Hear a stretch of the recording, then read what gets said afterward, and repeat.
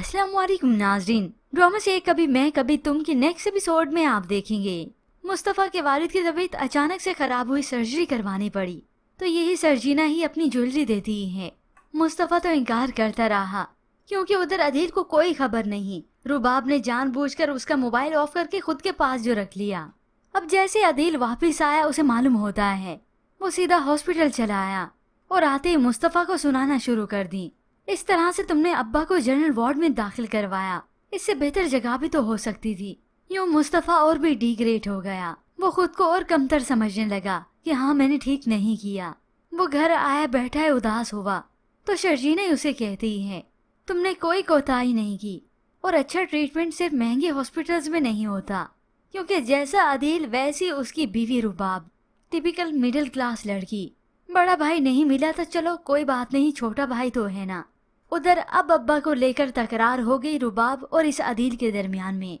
मेरे अब्बा एक अनापरस्त इंसान हैं, वो कभी भी तुम्हारे घर पे नहीं रहेंगे।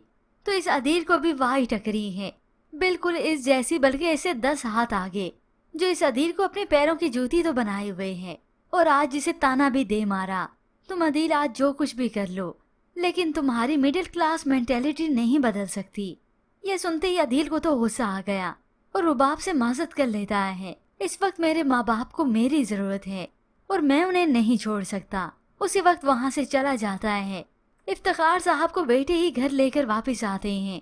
अदील भी मौजूद है, मुस्तफ़ा भी। यूं वालिद ने अपने बड़े बेटे अदील को माफ कर दिया। वो खुश होते हैं कि मेरा बड़ा बेटा अब मेरे साथ है। मगर व्यूअर शर्जीना और मुस्तफ़ा की जिंदगी में परेशानी तो अब आएंगी जब अदील का इस घर में आना जाना हो गया, क्योंकि वालिद माफ कर चुके हैं।